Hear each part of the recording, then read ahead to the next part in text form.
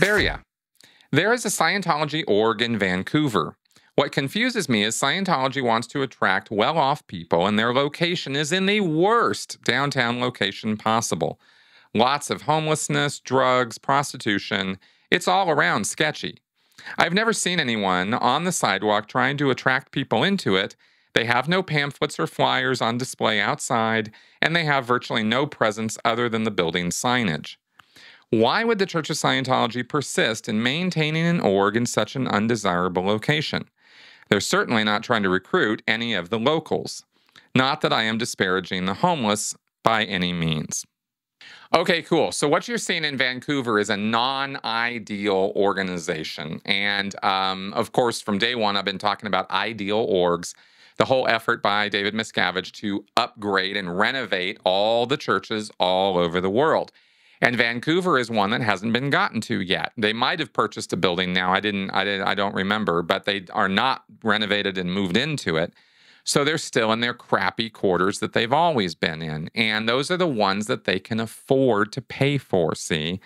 They can make the rent and lease payments on that building. I don't know if Vancouver owns its building. I suspect probably not. Most of the non-ideal orgs are rented or leased buildings. And this was a problem, that we dealt with all the time from management is these churches were so income desperate, were so not making money that they could barely afford to stay in a ramshackle, crappy place in the middle of, a really bad part of town. I mean, San Francisco was in the Tenderloin area of that town. And they had this big 4-story building, and it was really this kind of interesting building, but it was in this really, really bad part of town.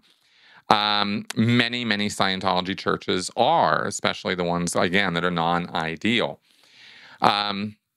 So that's been the whole strategy for the last almost 20 years now, is to deal with that and get the local parishioners to fundraise, buy a new building, renovate it, and then move into that one. And then there's no more rent problems or leasing problems because they own the building outright.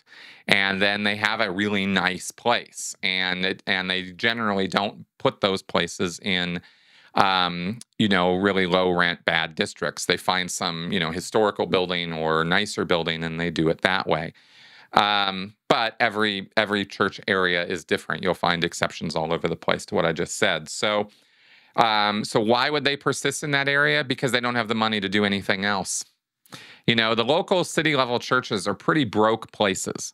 And often they're not even making much of payment up the line to management for the services management gives them, quote unquote, and the other necessary payments they're supposed to make to the central Scientology headquarters. So, sometimes they had to be bailed out. They had to have Sea Org members come and make the rent for them. I used to do that all the time.